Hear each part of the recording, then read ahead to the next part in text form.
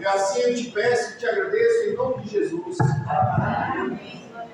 Louvado seja Deus.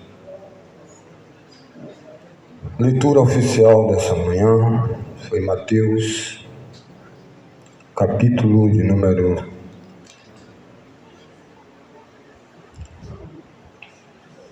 18.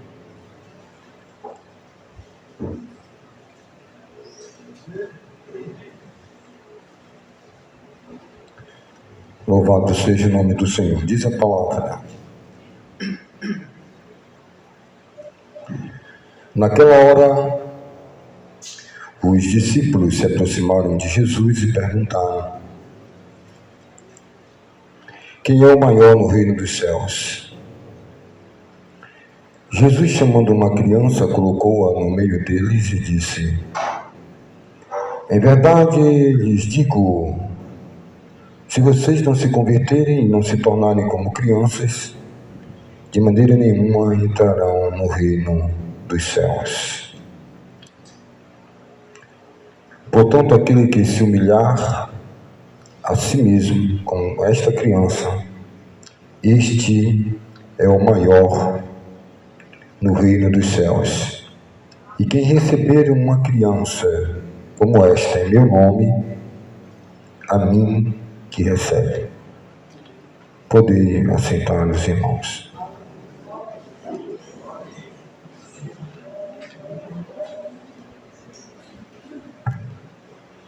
Meus amados irmãos, estava meditando hoje pela manhã, com os ouvidos afinilados,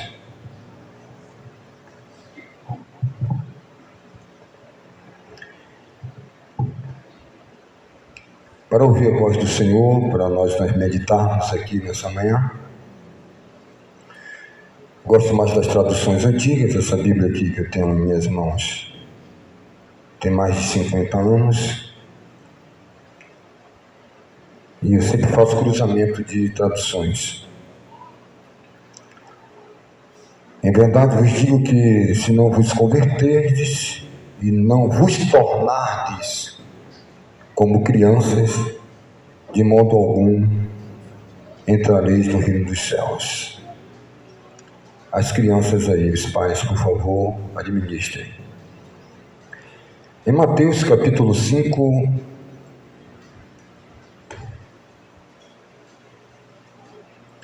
a palavra de Deus nos diz, no versículo de número 8, bem-aventurados os limpos de coração, porque verão a Deus. Em outras traduções falam puros de coração. Nós vemos em Mateus que o que levou o Senhor Jesus a dar essa resposta aos discípulos, o que eclodiu isso foi um acontecimento. Um acontecimento eclodiu isso. Nós vamos falar sobre isso nessa manhã.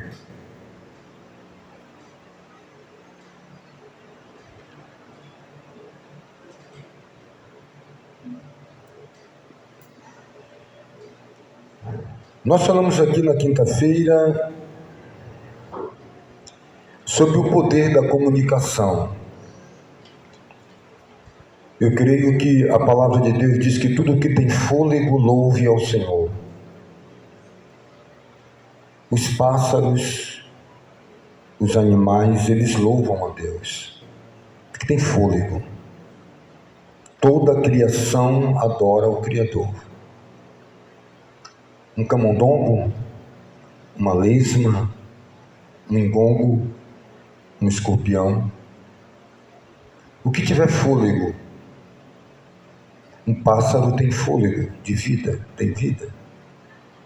Cada animal não está aqui. Eu estava sentado na rede lá de casa e eu fiz um jardinzinho ali suspenso. Eu estava ali deitado, os beija-flores vão ali, e eu olhando tudo aquilo ali, e na rede deitado,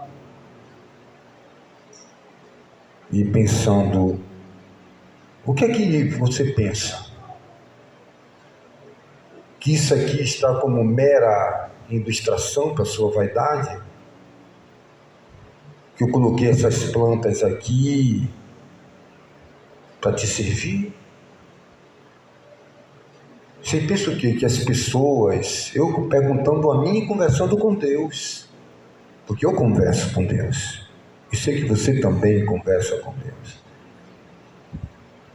E eu, conversando comigo mesmo, tem gente que pensa que as pessoas, que as coisas é um sofá que eu coloco onde eu acho que devo colocar na minha casa, um mero elemento abstrato, o abstrato de decoração, que eu posso manipular o outro e colocar, não, eu cansei desse sofá vermelho, vou doar, vou vender, vou jogar no mato, vou comprar um outro sofá com outro tecido, com uma outra composição.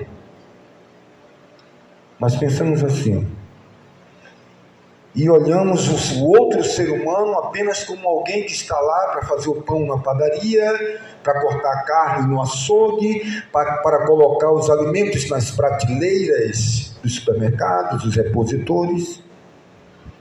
Parece que as coisas estão ao nosso redor para nos servir. Muitas pessoas se sentem como um Deus, como um Senhor, dominam seus filhos, tentam dominar as suas esposas como um objeto de seu prazer, dominar os seus maridos, seus filhos. Uma sociedade dominante, escravagista. Aquilo que condenamos nos outros, muitas vezes se encontra em nós. Por quê? Porque não temos clarividência e não temos força completa para, com a mesma capacidade que temos de esticar a fita métrica sobre o outro, esticá-la sobre nós mesmos. E o que acontece? Que muita gente está negativado no Serasa dos céus. Não tem crédito. Não tem mercado de crédito. Não tem depósito. São pessoas que estão com CPF espiritual negativado. São pessoas adoecidas que quanto mais elas ouvem a palavra de Deus, pior fica o estado delas, deplorável e putrescível. Porque as Escrituras diz que era melhor nem ter conhecido a palavra de Deus do que conhecê-la e não praticá-la. E as Escrituras diz muitas vezes que o estágio daquele homem é como uma porca que toma banho e volta à lama de novo. E nós vamos achando, eu olhando para aquelas plantas, como Deus colocou, os matizes. Existe mais de 1.000 tons de verde, talvez. Milhões de tons de matizes de azul, e nomenclaturados, que quando você olha para o céu, você vê um azul celeste, mas de várias tonalidades mescladas com as cores primárias e secundárias, brancas e várias cores. A ciência das cores cromáticas. E a gente acha que tudo aquilo ali foi composto e colocado para a glória de nossa vaidade. Não olhamos o passarinho, não olhamos os pardais, cada uma com sua particularidade, cada um com a sua historicidade, cada um compondo suas características, suas penugens, sua composição biológica, cada pássaro com um tipo de canto, pássaros canoros, e a gente vai achando que tudo aquilo ali são coisas que não tem nem mais atenção, quando Jesus está dizendo, olhe para o lírio dos campos, olhe para os pardais. Mas não, o cara quando está negativado, ele está tão absorvido pela sua mente ladina e pelos artifícios que ele alimenta, de suas vaidades e suas lascívias, para locupletar os seus desejos, suas realizações, que ele sai quando negativando os outros, negativando a si mesmo e vivendo uma vida evangélica, religiosa. E aqueles camaradas ali, os discípulos, estavam envolvidos em um ambiente de doutrina, estavam envolvidos em um ambiente da santa palavra de Deus, ouvindo todo dia Jesus. E parece que eu conversava essa semana dizendo que não há nada mais frustrante para um pregador, para um pastor, para um doutrinador da palavra de Deus, um discipulador, se posso usar essas expressões, é a frustração de ver as pessoas que estão sempre ouvindo, mas nunca chegando ao pleno conhecimento, à plenitude. Como isso?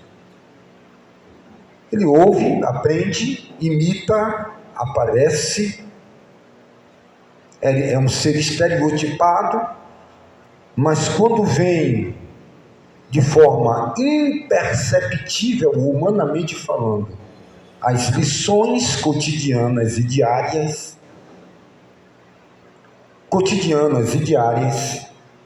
porque quando as provações vêm, elas não vêm com cores de provações. Quando Jesus vem, ele não vem em glória, tá certo? Na teofania do Antigo Testamento, Deus nunca veio como Deus. Algumas vezes veio como Deus, mas de 1 milhão, uma e meio. Ele sempre vem em formato de homem. Quando veio em formato corpóreo de uma pomba, o fogo que queima, mas não consome. E aí ele está lá em sua casa como um mendigo, vem no corpo de Gil, no rosto de Gil, vem no rosto do irmão Edivaldo, no corpo do irmão Edivaldo, e tu pensa que é Edivaldo, mas é um instrumento, pensa que é Toninho crente.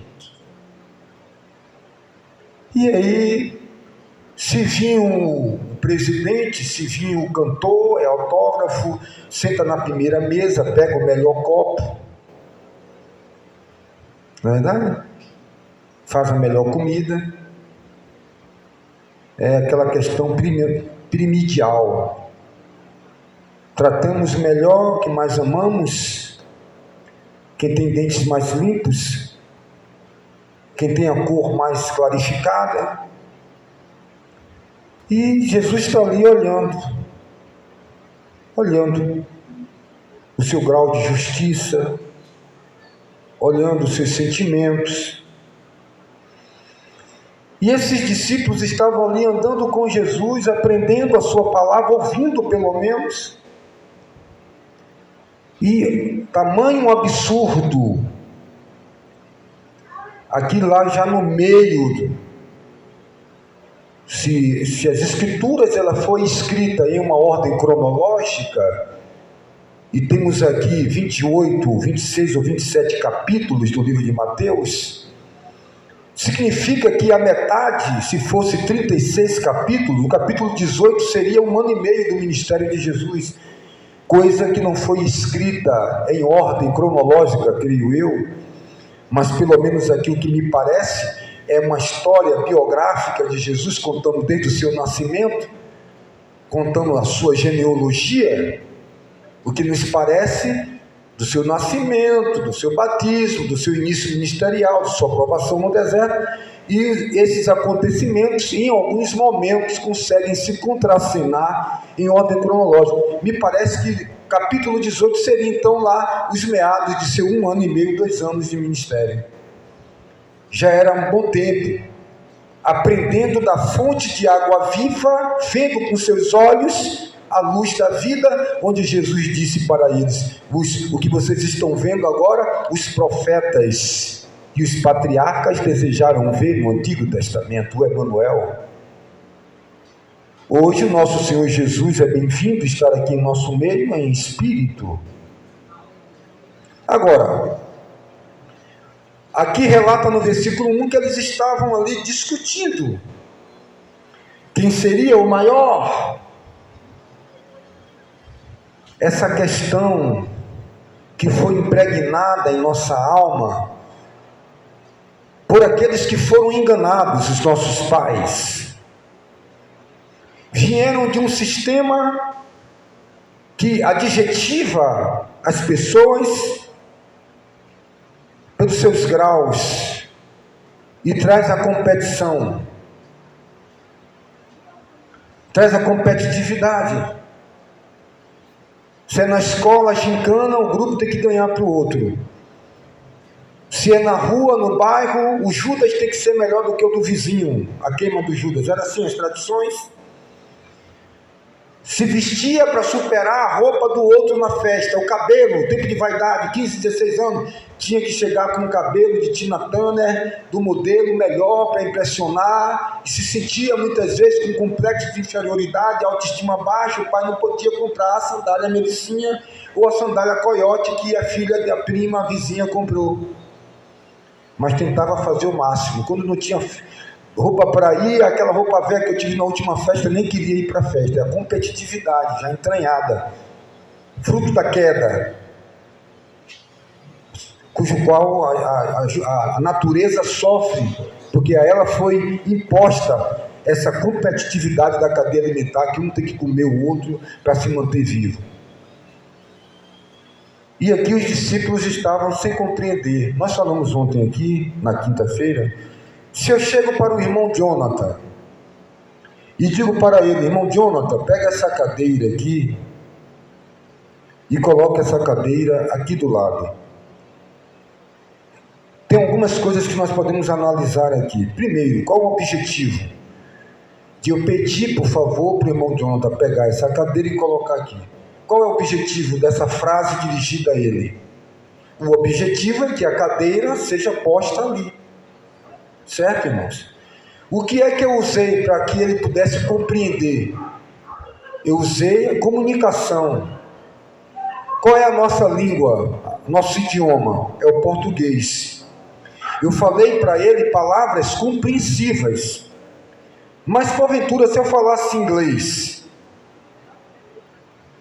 se eu falasse em hebraico, se eu falasse em aramaico, grego, russo, mandarim, ele ia entender? O objetivo é edificar. Quando Paulo disse: eu falo em línguas estranhas mais que todos vós, por exemplo, mas eu prefiro falar 5 palavras que edifiquem do que centenas de palavras que não tragam edificação. O que é que Paulo queria dizer para nós? Que tudo que é feito, tudo que é realizado, é para edificação. O final de tudo que nós fazemos